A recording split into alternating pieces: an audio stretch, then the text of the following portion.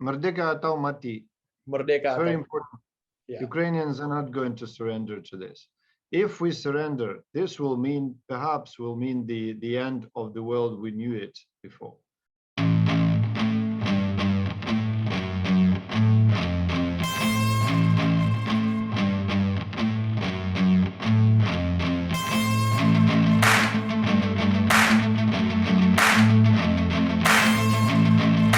Thank you, Dimas, for inviting me, because it's important for me to communicate more on the topic of the war, because as I understand, not many people, not all the people of Nusantara understand really what's going on, and they got misled and misinformed by Russian propaganda. So for me, every single possibility to address anyone and to address the people, the young people especially, is very important.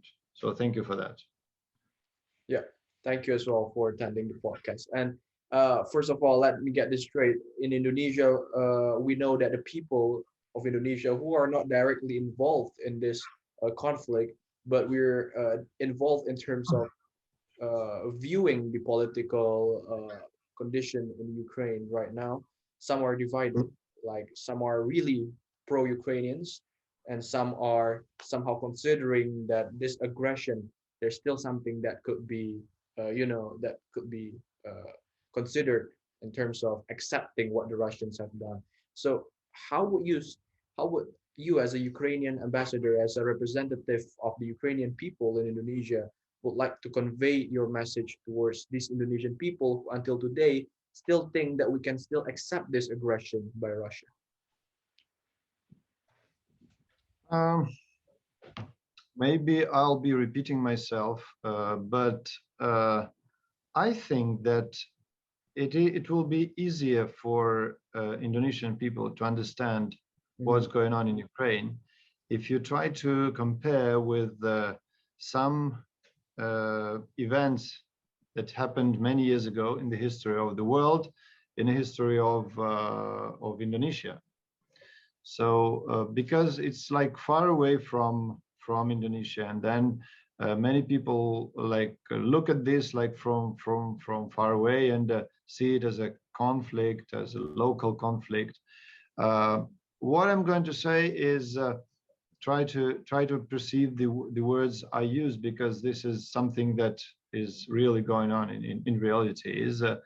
It's not just a war of one country against another country, and it's not just a massive attack of the big country considered to be like a superpower, big nuclear state, and the permanent member of the United Nations on the smaller, much smaller neighbor.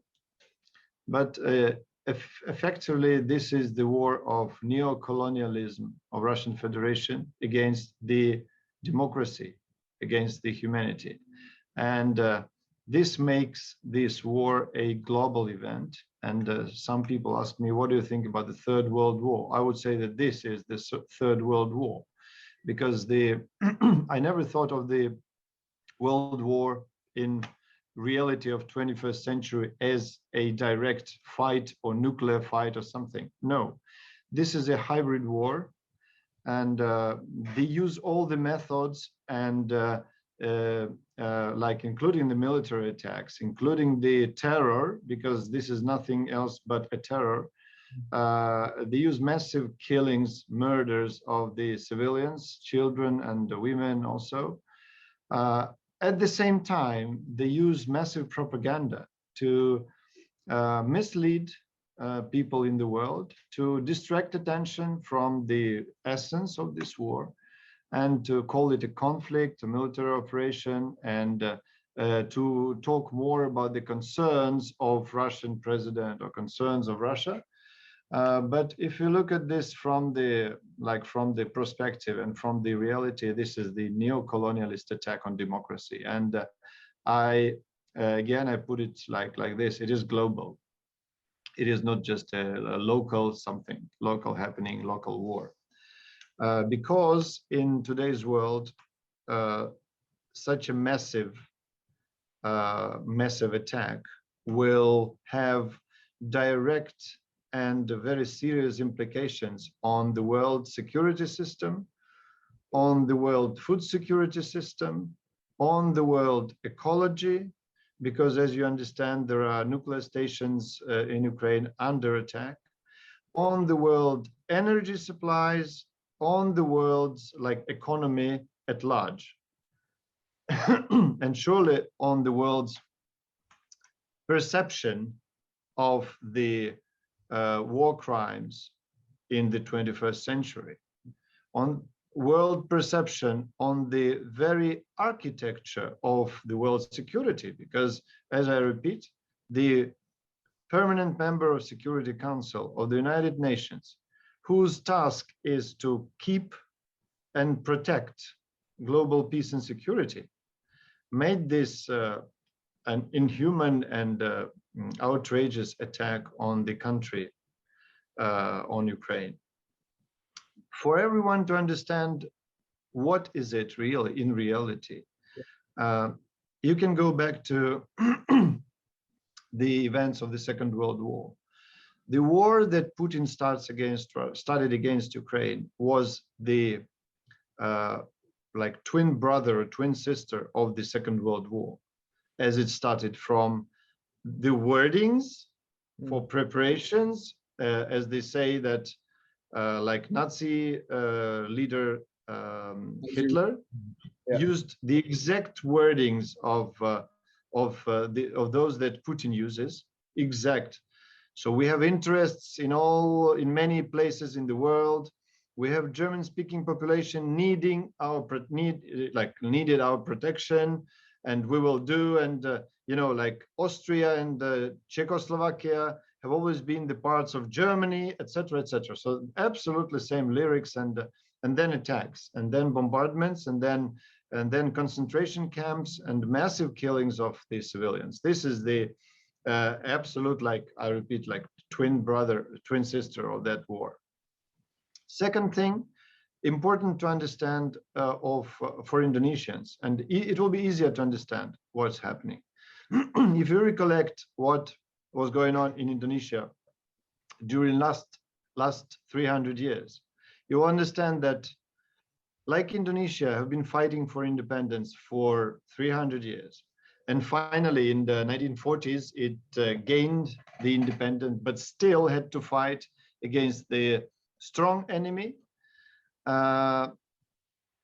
Same story about Ukraine. We have been fighting with Russia, with Russian colonialism, for our independence, for our freedom, for our Merdeka, for 300 years. It's like a story of the history of Ukrainian-Russian relations, is the history of the war of Ukraine for its independence. And the exact situation that happens in many regions of Ukraine now, particularly like sort of Kyiv or like Mariupol or Kharkiv, you can just pick up the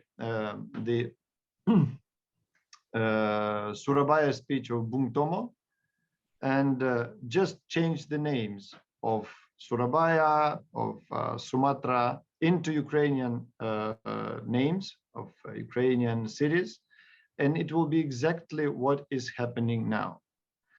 Recently, I read in the news that the G20 in Indonesia, Russian President Vladimir Putin will be here for the G20. Do you have any comments on that?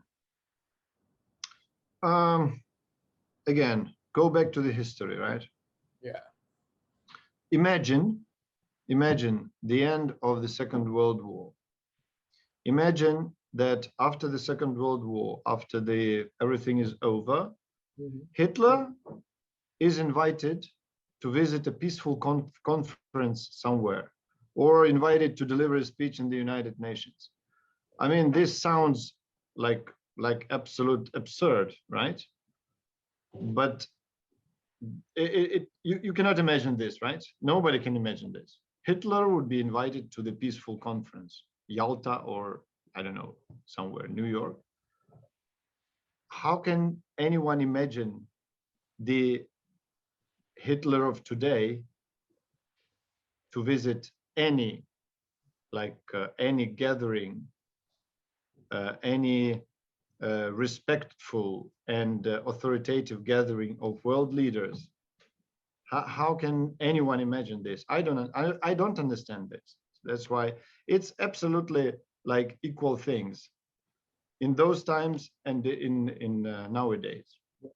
So I think that the participation of the war criminal, of the killer and murderer of children and women, like Putin or anyone from his circle, the participation of any in any gathering like this would be a humiliation to the humankind, would be a humiliation to the other participants, and will be humiliation to the very idea of the gathering, because I cannot imagine Putin, who committed so many crimes during the last 20 years, and now doing like outrages, committing atrocities against Ukrainian people, against nation, is genocide. After his genocide towards the Chechen people, after genocide he is committing now towards Ukraine, how can he participate in like talks about peace and stability, about food security, about anything, right? So I think that anyone and everyone can think about it, right? What would it look like if this bloody dictator with with what he does, what he did, how can people just sit next to him and talk to him at all? Yeah, so I cannot imagine this. So this is my response. All right. Yeah, it was a very great insight that you provide, and I do hope that everyone in this world can realize how much of a threat this atrocity is. In fact, atrocities in any form, small or big, is a threat to all of us. And sadly, the state of mind of several leaders are still in trouble and do not understand what atrocities actually mean. And thank you very much, Your Excellency, for your time. I pray for Ukrainians, and I hope that when we all get through this, we can finally have a better world. But of course, it requires struggle. Yeah, because any sane person, any normal person, upon seeing women and children killed, they should condemn it. And I am questioning the mental state of these people who simply supports the killing of women and children, no matter whether they're Ukrainians or any other nationalities, right? Because yeah, people have the rights to live. Of course, as what the Ukrainian government has always wanted for a negotiation, we see no strong response from Russia, right? We see the misleading response from Russia. They say, yes, we're ready to talk, blah, blah, blah. But when they just like preparing to, I mean, how can anyone imagine peaceful negotiations taking place when the houses and cities are under direct attack, are hit by missiles? I mean, peace negotiations should start with ceasefire, with like a peaceful, well, not peaceful, could not be peaceful, but ceasefire, right? So you do not attack people at the same time holding negotiations. It doesn't fit, right? So. Well, yeah, repeatedly, Ukrainians have been demanding the full support from especially those countries who are capable to actually stand up to Russia with equal power, like the Western nations. But there are also several demands of Ukraine that the NATO and several Western nations refuse to do, like, for example, the no-fly zone. So, what is your Yeah. representing the Ukrainian government towards these Western nations, especially NATO? I can just repeat the words again of my president and of my government or minister. When you see people dying every minute, when you see houses are hit and destroyed every minute, I think it's not right just to, you know, like observe the situation.